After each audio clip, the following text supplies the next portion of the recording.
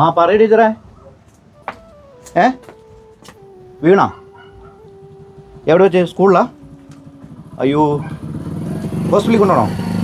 ഞാനിപ്പോൾ വരാം ടീച്ചറേ, ഞാനിവിടെ ഉണ്ട്. അല്ല, ഇപ്പോൾ തന്നെ വരാം. ആ അതെയോ? ആ കൊണ്ടുപോയിരിക്കുകയാണ്.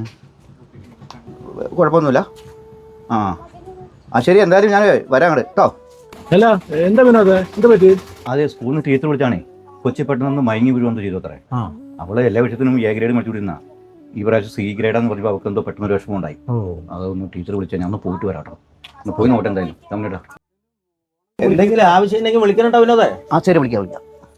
അതെ അശോകേട്ടാ, ഇപ്പോഴത്തെ കുട്ടികൾക്ക് പരാജയം താങ്ങാനുള്ള കഴിവില്ല. എല്ലാവർക്കും A+ കിട്ടണം, A ഗ്രേഡ് കിട്ടണം പറഞ്ഞാൽ നടക്കുന്ന കേസല്ല. അതാവും അത്. ഇപ്പോൾ ഉദാഹരണത്തിന് ലോകത്തിൽ ലോക പ്രശസ്തന്മാരായ ഇപ്പോൾ നമ്മുടെ APJ അബ്ദുൽ കലാം, എഡിസൺ, ഇവരൊക്കെ ക്ലാസ്സിൽ ഫസ്റ്റ് ആയിട്ടാണ് ഇങ്ങനെ ആയിരിക്കും വന്നിരിക്കുന്നത്. അല്ല അശോകേട്ടാ, എല്ലാവർക്കും ഓരോ ജീവിതത്തിൽ കഴിവുണ്ട്. ഉണ്ട്. അതനുസരിച്ച് വേണ്ട പോകാൻ വേണം. അല്ലേ ചമ്മേട്ടാ? എടാ, നമുക്ക് കേണാത്ത പറമ്പിൽ രാഷ്ട്രീയം അറിയാം എനിക്ക്. ആ ചെക്കൻ 8 പ്രാവശ്യം 10ാം ക്ലാസ് പൊട്ടിയതാണ്. എന്നിട്ട് നേരെ എവിടേക്കോ കിടന്ന് വട്ടത്തിരിഞ്ഞിപ്പോൾ നേരെ ദുബായിൽ പോയി. അവിടെ 7 കൊല്ലം നിന്നു. നേരെ വന്ന് കോയമ്പത്തൂരിലെ ഒരു പുതിയ കമ്പനി തുടങ്ങി ചെക്കൻ. ഇപ്പോൾ കോടികളാണ്ട് ആ ചെക്കൻ്റെ വരുമാനം. അവൻ്റെ കണക്ക് നോക്കുന്ന ആരറിയോ? അവൻ്റെ ക്ലാസ്സിൽ ഒപ്പം പഠിച്ച് 1ാം റാങ്ക് കിട്ടിയ രവീന്ദ്രൻ.